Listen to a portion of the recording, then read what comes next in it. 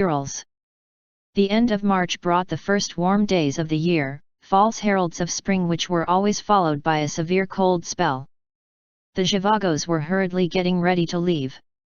To disguise the bustle, the tenants, there were more of them now than sparrows in the street, were told that the apartment was having a spring cleaning for Easter. Yurii Andreievich had opposed the move. So far, he had thought that it would come to nothing and had not interfered with the preparations, but they had advanced and were about to be completed. The time had come to discuss the matter seriously. He reiterated his doubts at a family council made up of himself, his wife, and his father-in-law. "Do you think I'm wrong?" he asked them after stating his objections. "Do you still insist on going? You say that we must manage as best we can for the next couple of years," said his wife, "until land conditions are settled, then we might get a vegetable garden near Moscow. But how are we to endure until then? That's the crucial point, and you haven't told us." "It's sheer madness to count on such things," her father backed her up. "Very well then, you win," Yurii Andreievich said. "What bothers me is that we are going blindfold, to a place we know nothing about. Of the 3 people who lived at Varykino, mother and grandmother are dead, and grandfather Kruger is being held as a hostage, that is, if he is still alive. You know he made a fictitious sale in the last year of the war, sold the forests and the factories, or else put the title deeds in the name of someone else, a bank or a private person, I don't know. We don't know anything, in fact. To whom does the estate belong now? I don't mean whose property it is, I don't care if we lose it, but who is in charge there? Who runs it? Is the timber being cut? Are the factories working?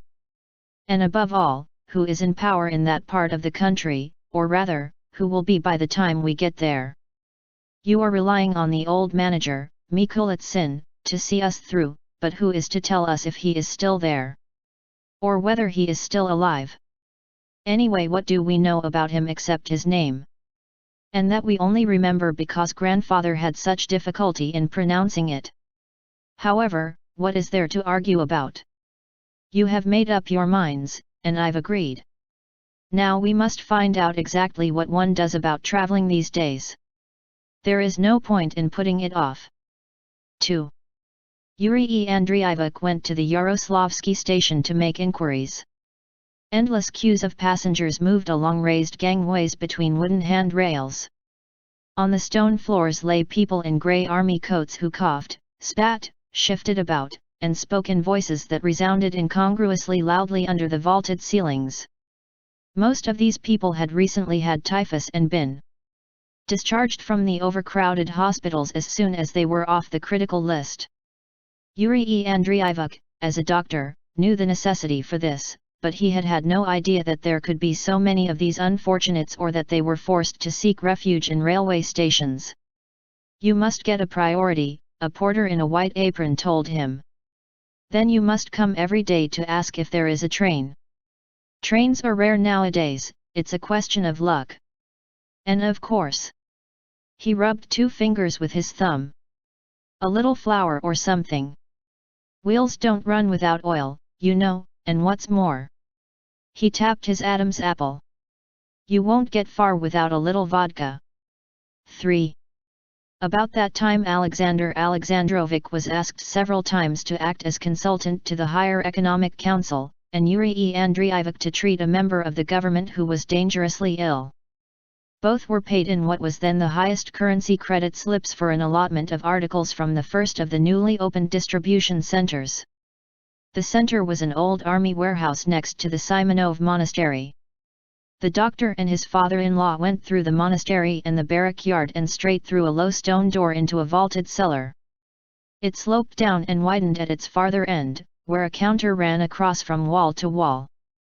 Behind it stood an attendant, weighing, measuring, and handing out goods with calm, unhurried movements, crossing off the items on the list with broad pencil strokes and occasionally replenishing his stock from the back of the store. There were not many customers. "Containers," said the storekeeper, glancing at the slips. The professor and the doctor held out several large and small pillowcases and with bulging eyes, watched them being filled with flour, cereals, macaroni, sugar, suet, soap, matches, and something wrapped in paper that was later found to be Caucasian cheese. Overwhelmed by the storekeeper's generosity and anxious not to waste his time, they hurriedly stuffed their bundles into big sacks and slung them over their shoulders. They came out of the vault intoxicated not by the mere thought of food but by the realization that they too were of use in the world and did not live in vain and had deserved the praise and thanks that Tonia would shower on them at home. 4. While the men disappeared for whole days into government offices, seeking travel documents and registering the apartment so that they should be able to go back to it on their return to Moscow, Antonina Alexandrovna sorted the family belongings, walking up and down the 3 rooms now officially assigned to the Zhivagos. She weighed even the smallest article 20 times in her hand before deciding whether to put it into the pile of things they were taking with them. Only a small part of their luggage was intended for their personal use. The rest would serve as currency on the way and in the first weeks after their arrival. The spring breeze came in through the partly open window, tasting faintly of newly cut white bread. Cocks were crowing and children playing and shouting in the yard. The more the room was aired, the more noticeable became the smell of mothballs from the open trunks in which the winter clothes had been packed. As for the choice of things to be taken or left behind, there existed a whole theory, developed by those who had left earlier and communicated their observations to friends at home. The simple, indisputable rules of this theory were so distinctly present in Antonina Alexandrovna's mind that she imagined hearing them repeated by some secret voice coming from outside with the chirruping of sparrows and the cries of playing children.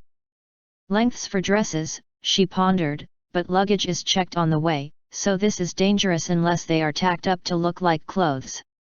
Materials and fabrics, clothes, preferably coats if they're not too worn. No trunks or hampers. There won't be any porters. Be sure to take nothing useless and tie up everything in bundles small enough for a woman or a child to carry. Salt and tobacco have been found very useful but risky. Money in kirenkas. Documents are the hardest thing to carry safely. And so on and so on. 5. On the day before they left there was a snowstorm. Grey clouds of spinning snow swept into the sky and came back to earth as a white whirlwind, which ran off into the black depths of the street and covered it with a white shroud. All the luggage was packed. The apartment, with such things as remained in it, was being left in the care of an elderly former sales clerk and his wife. Relatives of Igorovna's who, the preceding winter, had helped Antonina Alexandrovna to trade old clothes and furniture for potatoes and wood. Markel could not be trusted. At the militia post which he had selected as his political club, he did not actually say that his former masters sucked his blood. But he accused them, instead, of having kept him in ignorance all these years and deliberately concealed from him that man is descended from apes. Antonina Alexandrovna took the couple on a final survey of the house, fitting keys to locks, opening and shutting drawers and cupboards, and giving them last-minute instructions. The chairs and tables had been pushed against the walls, the curtains taken down, and there was a pile of bundles in the corner. The snowstorm, seen through the bare windows of the rooms stripped of their winter comfort, reminded each of them of past sorrows. Yurii Andreievich thought of his childhood and his mother's death, and Antonina Alexandrovna and her father of the death and funeral of Anna Ivanovna. They felt that this was their last night in the house, that they would never see it again. They were mistaken on this point. But under the influence of their thoughts, which they kept to themselves in order not to upset each other, they looked back over the years spent under this roof, struggling against the tears that came to their eyes. In spite of all this, Antonina Alexandrovna kept within the rules of propriety in the presence of strangers.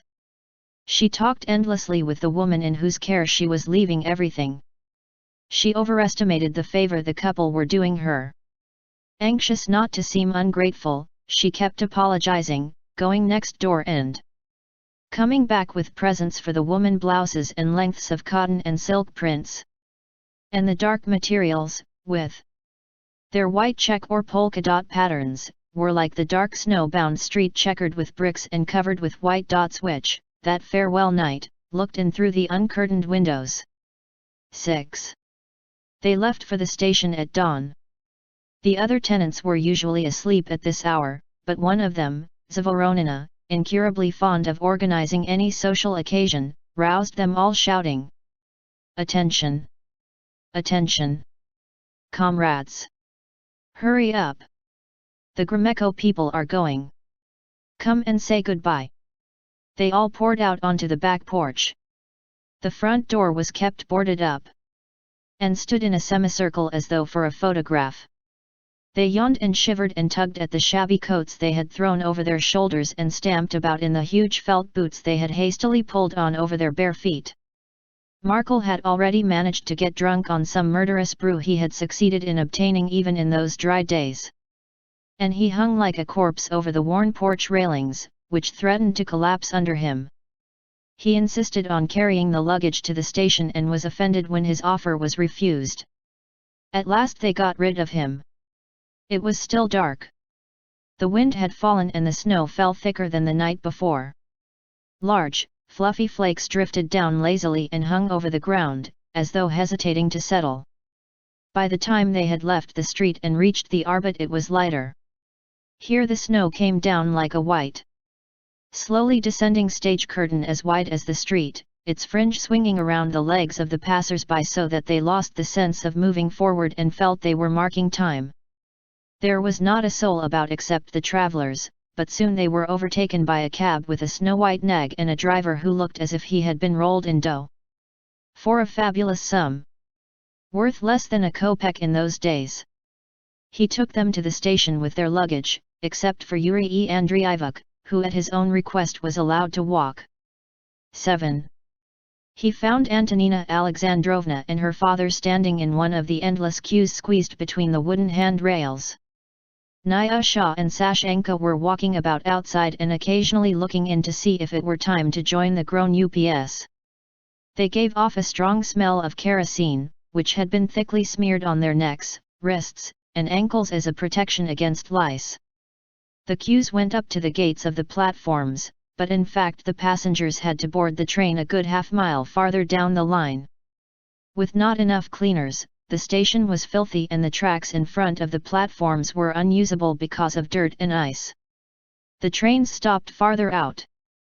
Antonina Alexandrovna waved to her husband and when he was close enough shouted instructions as to where he was to get their travel papers stamped. "Show me what they've put," she said when he came back. He held out a batch of papers across the handrail. "That's for the special coach," said the man behind her in the queue, reading over her shoulder. The man in front of her was more explicit. He was one of those sticklers for form who seem to be familiar with and accept without question every regulation in the world. "This stamp," he explained, "gives you the right to claim seats in a classified coach, that is to say a